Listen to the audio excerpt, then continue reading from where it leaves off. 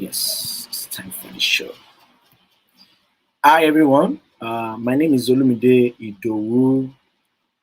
I'm very happy to be here again today. A lot of people have celebrated the international, that's the Earth Day, and a lot of conversation have gone into how we need to restore our health, how we need to, you know, make our environment more conducive and sustainable for the people and the planet. And we are here today to spend like 40 to 45 minutes with a very powerful and connected experienced person in the industry. And I'm very happy that International Climate Change Development Initiative was able to bring this person on board to speak to us on the issue of restoring our earth back and how we should be looking at how important and why it is time for us to talk about environment optimism, and it's something that everybody have been looking up to see how each and every one of us can make our environment more conducive and more sustainable for all. And I'm happy here today because we're able to get uh, Mr. Eric. He's a very passionate environmentalist and is known for environment optimism. He has been doing this for years, and it's somebody that we're able to bring to you today. He's a Norwegian diplomat and a former politician. He served in the Norwegian government from 2005 to 2012 as a Minister of International Development and Minister of the Environment. So you know that we have somebody very powerful here today. And as Under Secretary General of the United Nations, as the Executive Director of United Nations Environment Program from 2016 to 2018. He's a member of the Green Party because he's a politician. He was formerly a politician for the Socialist Left Party, and he has led its youth branch, the Socialist Youth, from 1977 to 1981. He was party secretary. He has done a very wonderful work after leaving the government in 2012. Um, After leaving the government in 2012, he returned to his previous, position as a special advisor in the Ministry of Foreign Affairs. And, from 2013, as he said, to 2016, he was the chair of the Development Assistance Committee in Paris. And he was under Secretary General of the United Nations and the Executive Director of the United Nations Environment Program from 2016 to 2018. In November 2018, he stepped down following on the internal year, So he has been doing fantastic work. And he has also been, working to make sure that he changed the narrative of what the environment space is being about. So today, we are having him to speak with us on this platform. I'm just trying to make sure that we have him because, as a busy person, as somebody that he has already made his commitment, and we are hoping to have him in a couple of minutes. Else, we have to just, still wait for him. He has been a very passionate environmentalist. He has been in this space for long, and he has been doing this to, to empower more young people, empower his peers, and the environment itself. And getting in contact with him and seeking for his commitment to come and speak with us was one of the great moments for us. And that is why it is very important for us to have him talk to us today and we learn from his experience and how he has been engaging the environment and how he has been doing this great work with other people. And presently, he is also with the World Resource Institute as a senior advisor, and he has been making sure that he creates a space for everyone to, to enjoy the dividend of an environment we are looking at. And also for those that have, last week we celebrated the Earth Day, where everybody was sharing pictures, event activities, and talking about how the environment must be taken care of and how we need to make sure that our environment is not just what we see now, but what we are seeking to see in the nearest future. So it is very important that we keep telling ourselves that the environment is a space that we need to, you know, talk about. He has also rightly mentioned when we are having a conversation that we need to talk about this, and it's time for an environment, optimism, so that everybody can understand what the environment is all about. So I'm still waiting for him to come on board. I'm sure he's going to be joining us very soon. And we are going to be listening, hearing from him why, one of the most important is that the more reason for optimism on climate change, on the environment, and these are the things that we need to tell ourselves oftentimes. It's usual for researchers who study and our catastrophically changing climate to use the word optimism and climate change in the same sentence. And a lot of people use it to, to call the urgency.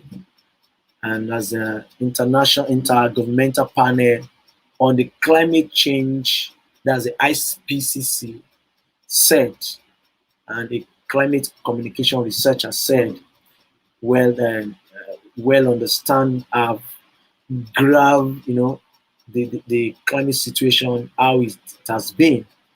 And the science also project to tell us we are not on track to say, to stay under the Paris Agreement, which is the 2 degrees target. And we also know that our planet biodiversity and ocean are in peril. And if we reach climate tipping point, we will have little ability, to mitigate runaway climate change. So, but what we have, but what if we were to come to a tipping point for climate action? What is going to happen to us? I think most of us also joined the last week climate summit that the US committed to at least 50 to 52% cuts in their greenhouse gas emission reduction on 2015 level by 2030. Everybody's thinking about 2030, and the UK also promised a 78% emission reduction by 2035, while the European Union pledged to cut emission 55% by 2030 on 190 levels. These are information that has been reaching us since last week after the climate leader summit. And even Japan also committed to a 46% cut by 2030 on 2013 emission. So we as a developing country, how do we push these people towards their commitment towards the climate action? And how do we make sure that we start talking about the development of our continent? So it is high time we start having that conversation. And to other continent or to other continents as well, Australia, however, brought nothing new to the table. Well, in terms of emission, but what they are offering no further cuts to its planned 26 to 28% reduction on 2005 emission by 2030. Well, that's best known to Australia and how they want to bring their own conversation on the table. And because we also know that Australia's lack of ambition aside, the summit is not the only sign transformation in the global climate efforts, but as we know, it's still underway. So recently, more reason for optimism have emerged than we have seen for decades. So what do we need to start talking about? Is it the groundswell of change that the science on climate change is now more detailed than ever? Although, as we know, much of it is devastating. When I say devastating, it's something that's urgency have been coming on and on now. It is also resoundingly clear, that even the IPCC Article 6 reports, the latest assessment of the science and the social response to climate change, will be released in the time for the next major climate summit. So you and I are waiting for to look for that release in the next COP26 conference in Glasgow. That is happening in November. So this means policymakers will have a stronger directive than ever on the urgency to act. And our lovely sister, Greta, also called on the Congress to enact more concrete measures on climate change. She also appeared virtually during the summit before the House subcommittee, which was on Thursday, that we are the ones who get to decide how you will be remembered. And the teenagers climate activists won the lawmakers. And she asked them to choose wisely how they want to make our environment more sustainable. And on this note, I think it is now also unequivocal that people want action. The largest ever global opinion survey on climate change, that's the People's Climate Votes. I don't know if anybody have seen that. Found in the late 2020 that 64% of people consider the climate crisis a global emergency. I was opportune to be part of this conversation, and I'm very happy that the People Climate Votes was able to push this in 2020, calling for 64% of people consider the climate crisis as a what? As a global emergency. And I also remember the poll also showed strong support for wide-ranging policy action. And support for climate action was above almost 80% in all countries among people with post-secondary education, underscoring the importance of education in advancing support for climate-friendly policy. So what kind of policy are we putting in place to make sure that we make climate change a global emergency, make climate action an emergency action?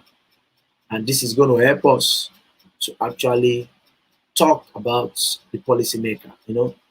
At least the policymaker at least seem to be taking both science and public will for action seriously. So close to 120 countries have committed to achieving the net zero emission by 2050. What is the role of Africa in this? Even the current largest emitter, which is a brother China, has committed to carbon neutrality by 2060 or so now, which they also made known to us during their call. And we also need to understand why they make this call happen. So we are very welcome to say climate action is a very important action. Businesses and finance are also on board to make it. So let me quickly, I'm very happy that we have our guests today. I'm going to add in him now. I'm super, super excited to have a very great father, mentor, activist, and passionate about environment with us today. Some of us, we call him our grandfather. Some of us would call him daddy, and some of us would call him mentor.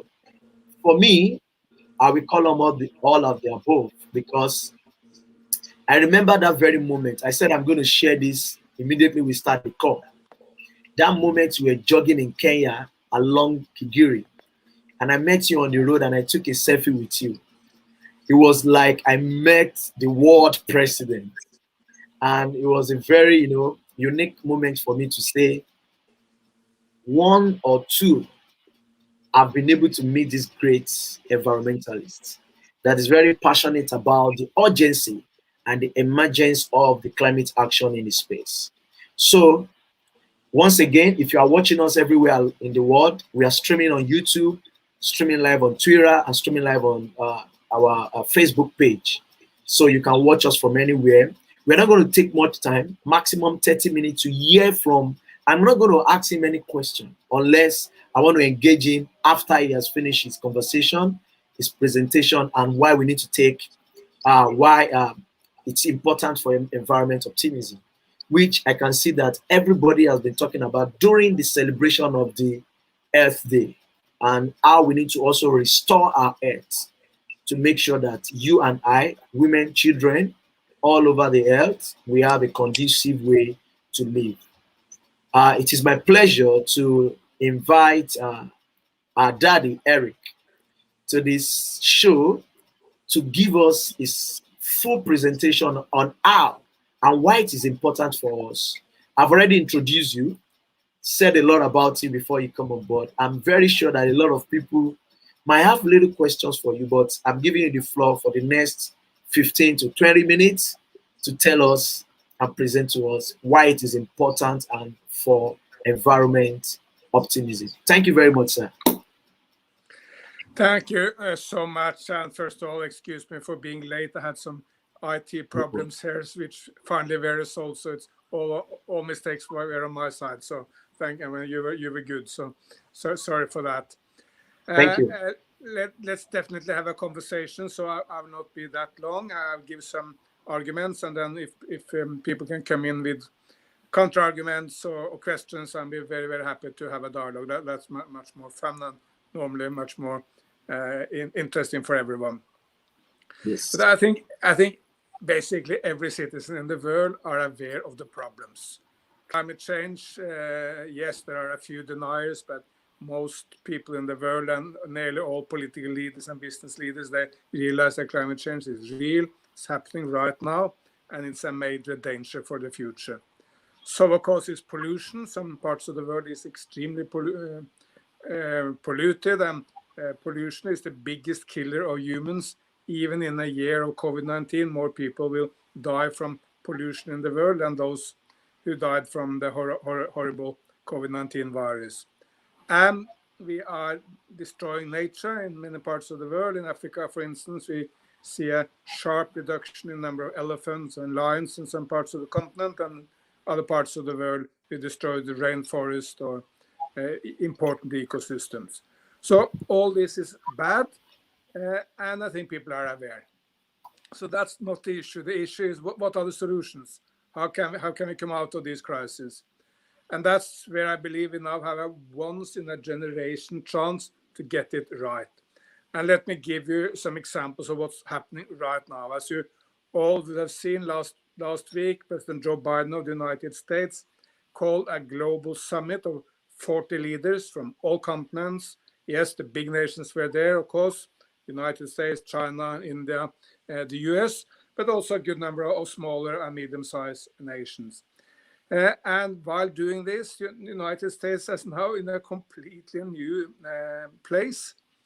Joe Biden has put on to the American Congress a package for infrastructure, which is really green, is deep, dark green. It's about how the United States can create jobs, getting out of the COVID-19, providing prosperity for the people of America, but doing that by going green, investing in solar and wind energy, investing in charging stations for electrical vehicles, upgrading the pipe systems, particularly in poorer neighborhoods of the United States where people are suffering from lead pollution. It's an enormous amount of great propositions. Okay, the Congress may be negative, they may not get everything like it's that is proposed, but that this is really a game changer. I mean, remind you, Biden has proposed a lot more charging stations for electrical vehicles in the United States of America than there are petrol stations at the moment. And anyone who has seen the US know that there are a fair amount of petrol stations in that nation. And when he does that, of course, the business is following. General Motors is now saying they will produce electrical vehicles. And Tesla, of course, is a world leader. Well, that's the US. Then move on to China, which is the second most important nation in the world. China is now the world leader on basically everything going green. They have half of all the solar energy in the world, by far the biggest wind energy nation in the world. 70% of all high-speed rail in the world, which is of course enormously environment friendly, much better than air, is in China. China is, by the way, also constructing a good number of the railroads in Africa, like the Mombasa and Nairobi Railroad in Kenya, or the Djibouti, Addis Ababa at the Horn of Africa.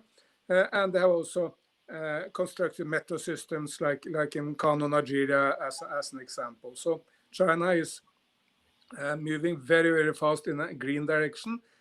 People have a very old-fashioned idea of China as a place where there was horrible pollution and people could not breathe. Well, that was true. It was true 10 years back.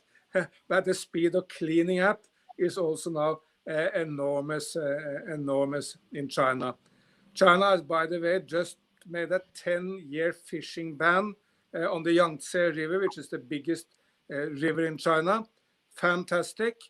True, there will be short-term suffering for some of the people doing fishing in the river, but of course then the ecosystems will be revived, fish will come back, and in a few years' time there will be a lot more fish to catch for the fishermen along the Yangtze River. Then moving on to Europe, European Commission, European Union has said that Green New Deal is a centerpiece, is the most important legislation in Europe. And you see immediate effects. Volkswagen, which is the second biggest producer of cars in the world, just said that the debate is over. We have stopped the debate. The combustion engine, the gasoline or diesel engine has lost. It will go out. We will go all out electric, and we, Volkswagen, will make more than 20 different models of electric vehicles. And in a very few years, we will sell our last diesel car. So this is Europe, United States, China. In India, they are going solar in a fantastic way. They have the lowest price of solar energy anywhere in the world.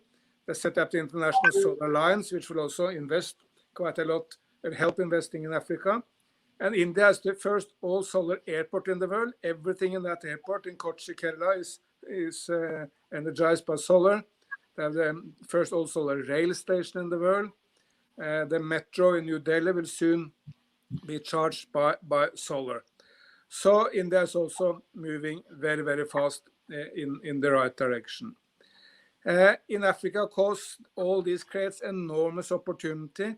Africa is a perfect place for solar energy, both large-scale solar, like already is there in Morocco, for instance. We see some of the largest solar plants in the world, but also the small-scale village-style, roof-style solar, which can provide energy for a small household or for a small group of people, and can power milking machines or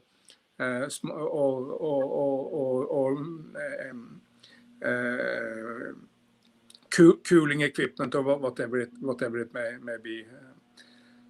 So Africa is very well suited for solar.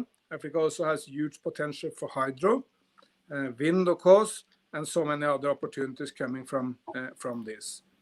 But what has changed everything is that in the past, of course, there was a way to development. That was what they did first in the United Kingdom, then in the United States, then in Germany, Japan, Korea, China.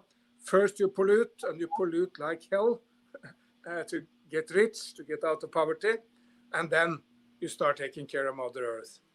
But that is so much the 20th century. That is the past. In the past, yes, you needed to pollute quite a lot if you wanted to have rapid development. But that's not the case any longer. The price of solar is not lower than the price of coal everywhere in the world, everywhere. So moving from coal to solar, not only it's good for Mother Earth, not only you breathe better, but you also save money. It's better for the Minister of Finance of your nation if we make that move. He or she will be very happy because he can save money which can be used for education or health or whatever else is needed. So we are in a much better place.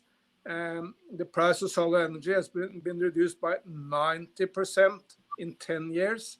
Quite a few people haven't realized the speed of this, haven't understood it yet. I sometimes meet ministers or business leaders. They have very old speaking points to speak like situation was a few years back. They don't understand it. But all over the globe, people see this now. So we are in a completely new and much better place. And of course, the main thing is there is no longer a choice between ecology and economy. We can say, yes, thank you, both. We want to rapidly move forward, want to develop a huge nation like Nigeria. We want to bring every single Nigerian out of poverty, up to the middle class, to bring prosperity to people. But we can do it by at the same time taking care of Mother Earth, by renewable energy, electric transport, ecotourism, and so many other means to drive great green development. But let me stop here, and then we can come back to questions and counter arguments. Yeah. Thank you very much. Thank you very much. And I think you've actually walked around all over the world to give us a broad example and how we are not really taking environment more serious. And I think it's high time for us, anywhere you are from, to start looking at what is that sustainable way to make sure that our environment is more conducive. So it is also very important that you mention some contributions during the Leaders Climate Summit and how people are making commitments and how they're also making sure that they are taking this issue as very important at this time. Because like there's a say that we always say on everywhere that there is no planet B. Why we don't have a planet B? What are the solutions that we need to start putting together?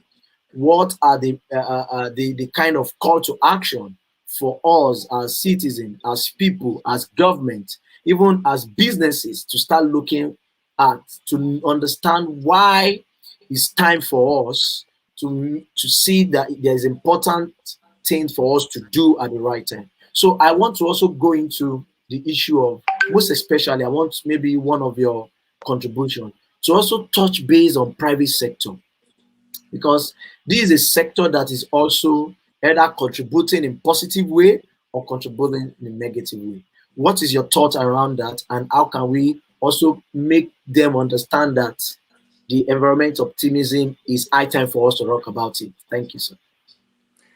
I think our whole private sector is well ahead of politicians in most nations. We still have some latecomers in politics, and presidents and prime ministers haven't really got it.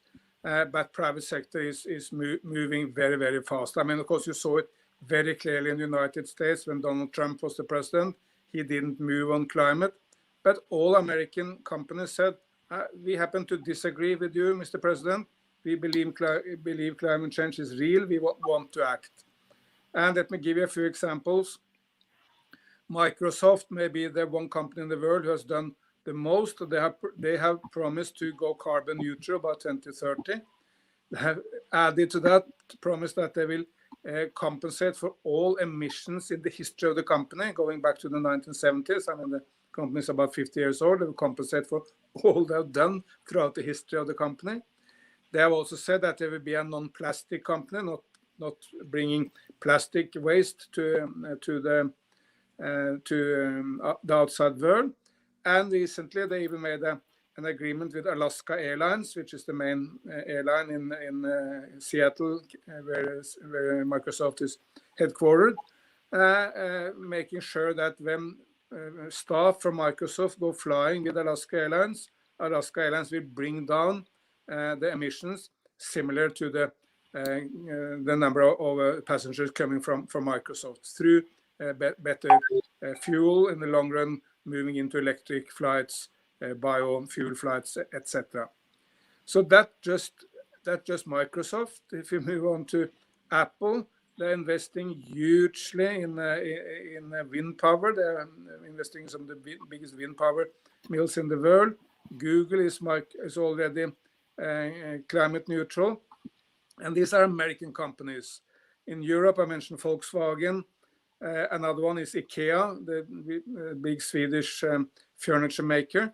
They are probably the most fantastic company in the world when it comes to a circular economy, meaning bringing in what they produced, repairing it, and then selling it again, so we don't buy on them and then waste. And IKEA is far ahead of any government in the world when it comes to this idea about a circular economy. So indeed, I believe private sector and business is part of the solution. But of course, in some areas, you need government regulations to drive the private sector in the right way. Okay. Thank you very much. That was very, very, I love the example of Microsoft and how they are putting a lot of measure in places. And you also mentioned Apple. And I think another thing I saw about the Microsoft conversation was how they can reduce their carbon footprint. People, instead of traveling for all the meetings, you can also work from digital workspace. And I think it's a very, very great conversation to also understand. So I don't want to take too much of your time. I also want to look at the civil society space. Most of us are into majorly advocacy. We are the one that is a little bit closer to the grassroots with all the advocacy and campaign we are working on. What do you think should be the role, as in why do we need to take action or urgent action in making sure that this conversation we're having today is getting to the right, to the grassroots? Because I love using this word that where they say when two elephants are fighting, it's the grass that suffers it. A lot of people on the grass are the ones suffering.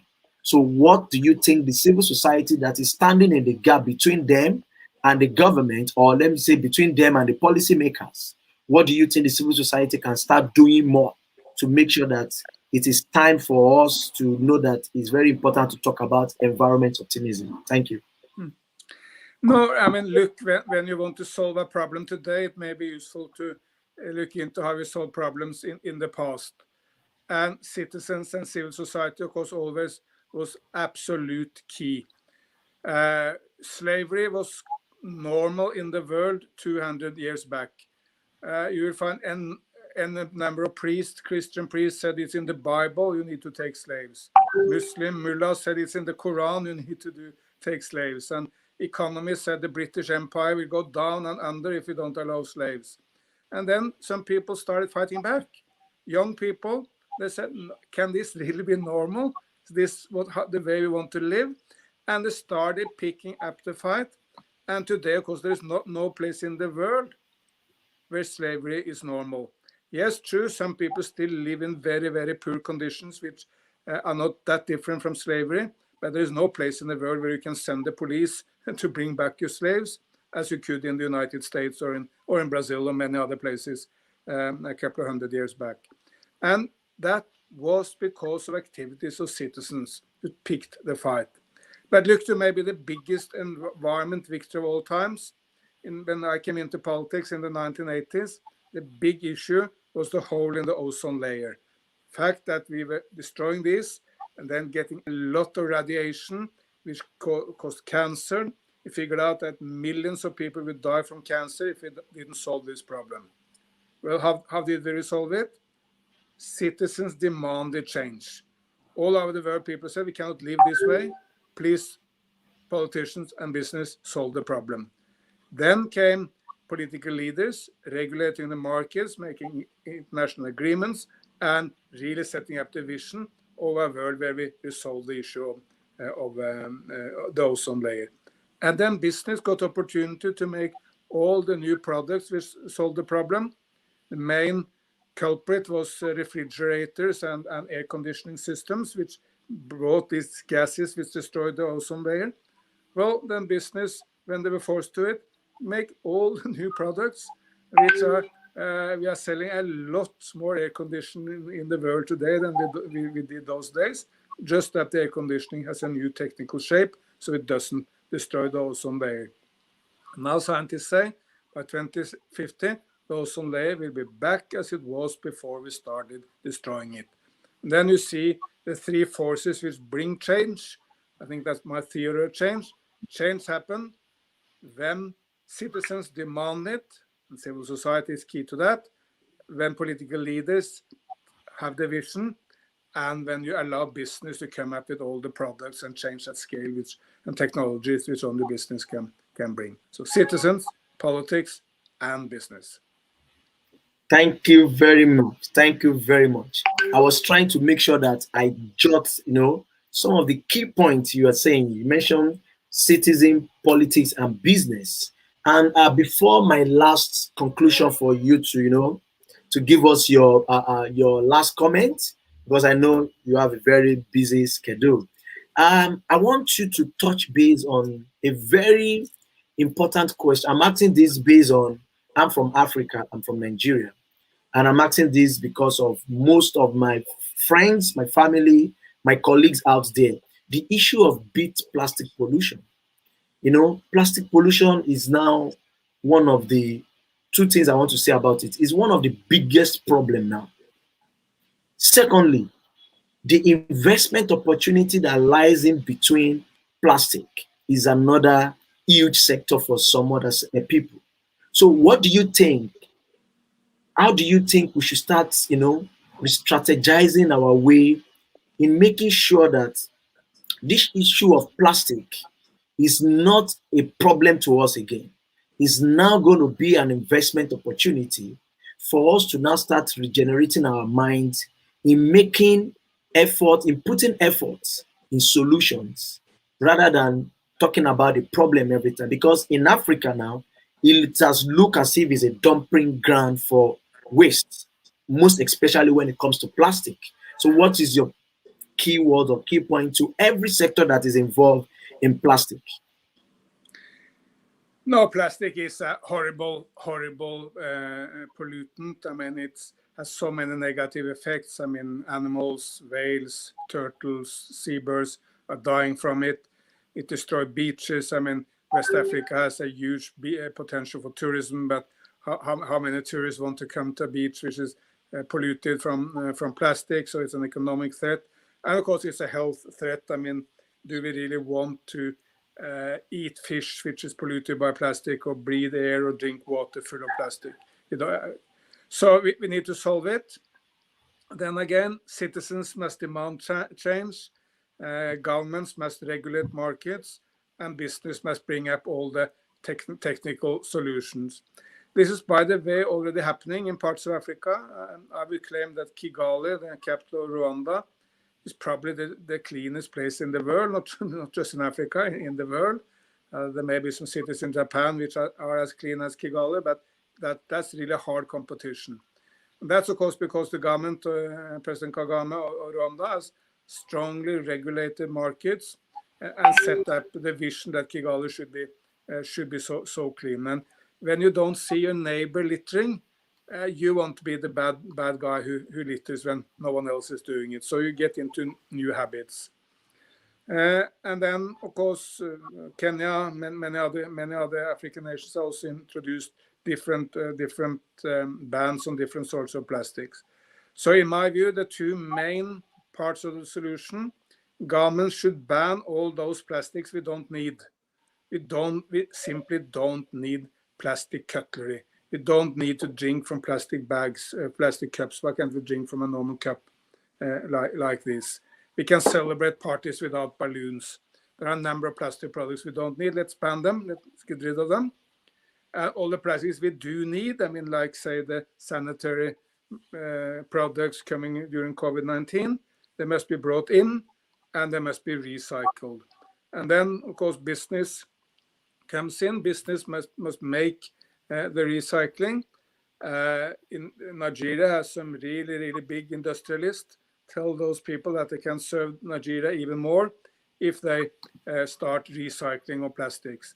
And government should make taxes or so-called extended producer responsibility, which makes those who produce the plastic or put the plastic into the market responsible for solving the problem. So this is a fully solvable problem.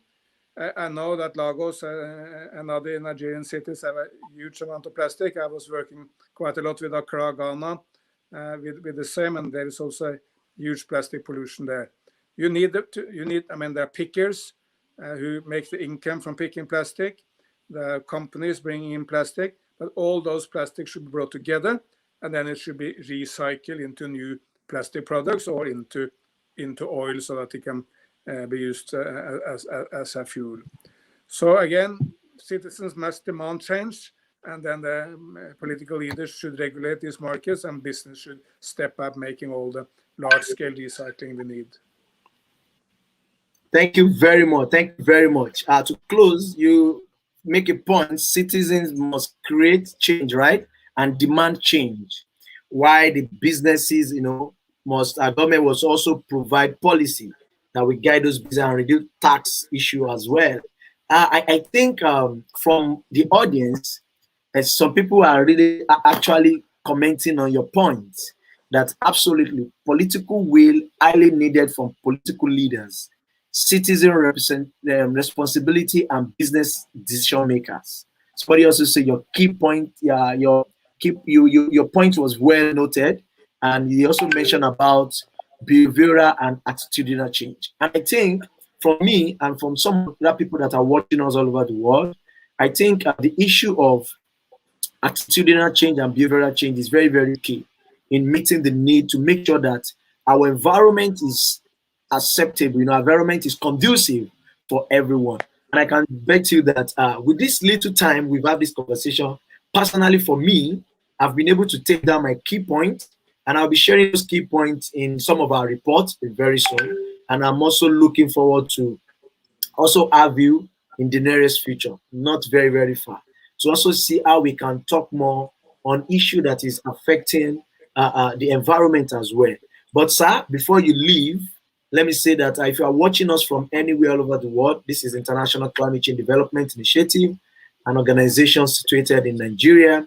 And we are very happy to have our daddy, our great mentor here today, to be part of this conversation, to actually contribute to the celebration of the Earth Day, where we are talking about why it's important for us to important for environment optimism.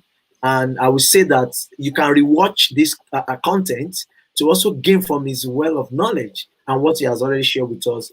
He's not only sharing knowledge from Africa or knowledge from his country, he's sharing knowledge of what is going on all around the world and how countries are committing and making commitment towards meeting the zero emission. So, sir, before you leave, can you give us your parting word, like a call to action for both government, civil society, young people, that's the youths, and businesses, private sectors across the world? Thank you very much.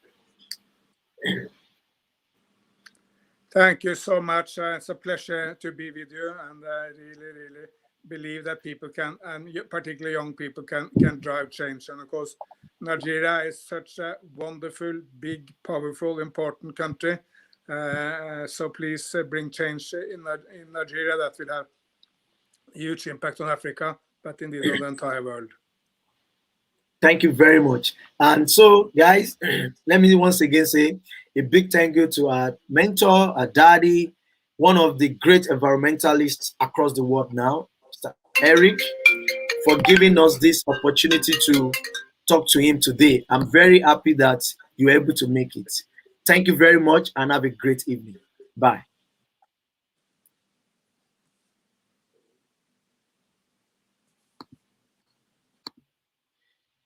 Okay, so guys, thank you very much for everybody that joined us. Today has been so wonderful, and I wish you guys a lovely week ahead.